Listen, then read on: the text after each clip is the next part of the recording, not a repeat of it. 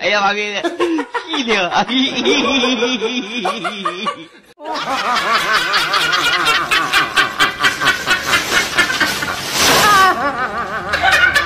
Telah datang dari Korea 30 investor,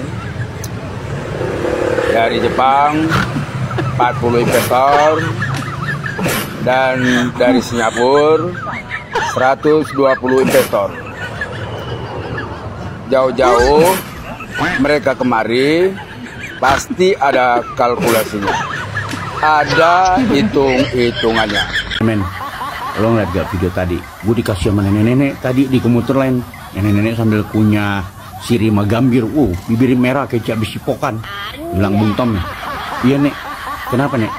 Ini video buat Bung Tom tonton katanya. Video apa nih? Udah nonton aja nanti. Terus tuh nenek bilang, Bung Tom, kan Bung Tom pendukung garis keras. Oh iya nek, saya pendukung garis keras. Saya bilang gitu kan nek. Idolanya Bung Tom itu ibarat kayak Nyi Loro Kidul kata dia. Wih, kok begitu nek? Iya. Dulu nenek dari dulu ya perhatiin gitu. Pejabat dulu itu kalau mau naik pangkat itu ke petilasan Nyi Loro Kidul. Sama kayak idolanya Bung Tom ini sekarang dikunjungin terus, ya kan? Tapi ya juga loh, bener loh. Gue perhatiin, ya. Tadi gue sempat marah nih sama nenek-nenek, ya kan? Masa idola gue disamain sama Nyi Loro Kidul? Bener kagak? Ya kan? Tapi betul, kemarin Gubernur Jatim datang. Setelah Lebaran, menteri-menteri yang katanya itu memang anak buah idola gua men, ya kan? Nah, kemarin lagi nih, ya kan? Siswa-siswa Sespim men, sekolah pimpinan menengah men. Wih, yang Sespimti belum nanti, tapi memang kayak petilasan Nyi Loro Kidul. Bener loh, pada datang situ semua loh.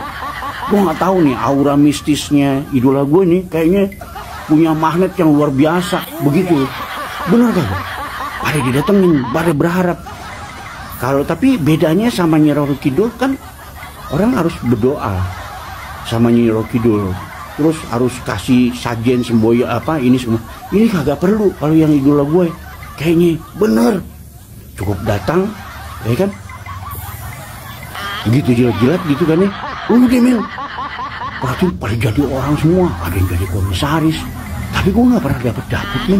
Bener, gue bela-bela terus men, gak pernah dapet dimaki, caci maki sama musuh-musuhnya sering gue men, ya kan?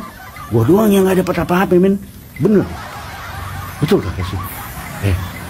Tapi gue kalau bisa main namanya Loro Kidul, gue terima lah gue men. Bener, gila juga tuh nenek otaknya, ya kan? Gue gak kepikiran ke situ men, bener. Iya kan, lo lihat aja semua petilasan Nyi Loro Kidul.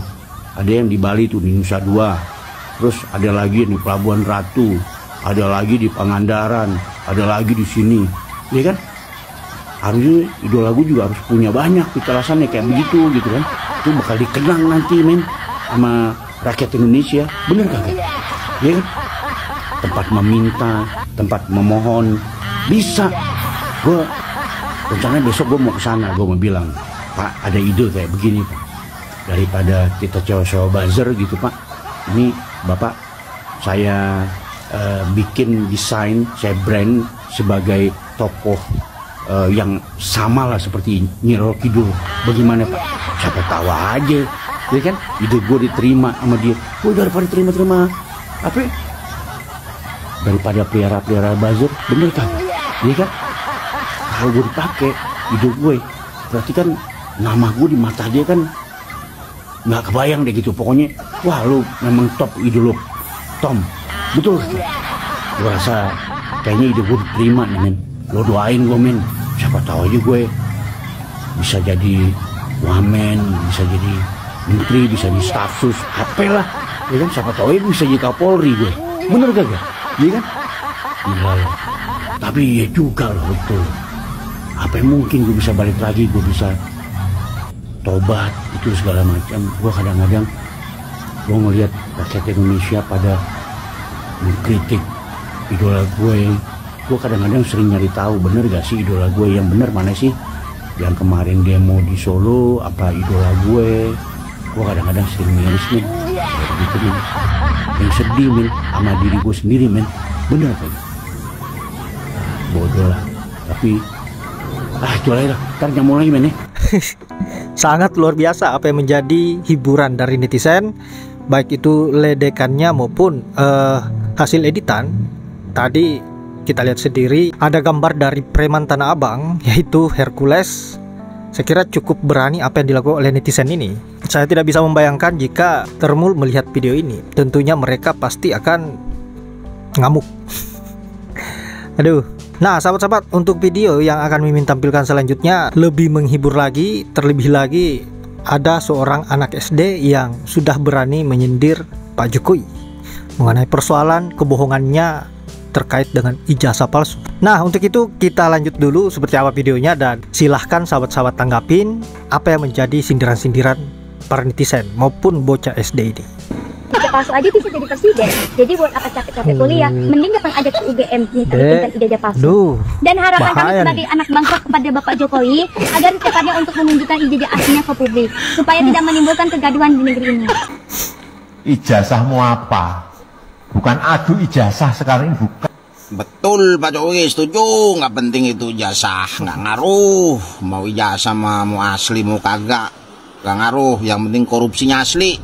Jokowi tahunya cuma satu, saya tidak tahu. Jangan ini tanya suara Bang Sobari. Ada harga naik ya tanya sama Menteri Perdagangan, ada tanya saya. Kaisang gimana loh, Kaisang ojo ditanya saya, tanya ibunya, kan kayak gitu itu. Masya Allah, Bung. Izin saya berpendapat menyangkut dengan ya kelakuan-kelakuan busuk yang dibuat-buat oleh orang-orang yang ingin menguasai negara ini di 10-20 tahun mendatang, yang bernama ada di atas nih Bos Joko. Beliau bermotivasi tinggi untuk menciptakan sejarah yang busuk melalui orang-orang ini agar keturunannya akan menguasai negara ini 10, 20, 30 sampai 50 tahun mendatang. Betul Bang. Itu sudah pasti akan terjadi. Hukum saja dipermainkan, semua instansi dipermainkan, dikuasai oleh mereka-mereka. Semua orang tunduk pada mereka. Ini menjadi negara apa? Ya, kalau begini bukan negara demokrasi, negara keluarga. Udah curiga nih dari awal nih. Udah curiga banget nih. Kata kuasa hukumnya bilang kan menunjukkan di pengadilan. Jokowi bilang kan menunjukkan keadilan. Sampai UGM akan menunjukkannya di pengadilan. Semua jawaban itu sama dan kompak. Logikanya gini, yang dituntut ijazah, tinggal tunjukkan ijazahnya. Nggak usah pakai berlagak. Dan satu-satunya bukti seseorang pernah kuliah. Satu bukti aja nggak pernah ditunjukkan ke media. Mau pakai bukti lain, itu menunjukkan kalau bukti yang utama itu sebenarnya nggak ada. Dan kata-kata ingin menunjukkan ijazah asli pengadilan, saya pikir itu hanya upaya mengulur waktu aja untuk menyiapkan kebohongan-kebohongan selanjutnya, seperti membuat angkatan manipulasi, membuat disertasi manipulasi, dan juga hasil skripsi yang dimanipulasi. Tinggal tunjukkan aja bos, kelar masalah. Itu juga kalau ada, pakai muter-muter, bukan satu-satunya bukti kalau orang pernah kuliah. Yang satu aja nggak sanggup dikeluarin, mau pakai bukti kedua, dongok. Setiap langkah Jokowi itu selalu tidak lepas dari foto dan kamera. Apapun yang dia lakukan selalu diiringi oleh kamera, foto, video segala macam. Pertanyaannya, mengapa tiba-tiba soal ijazah ini Pak Jokowi tidak mau dipoto? Sudah, itu aja dari saya.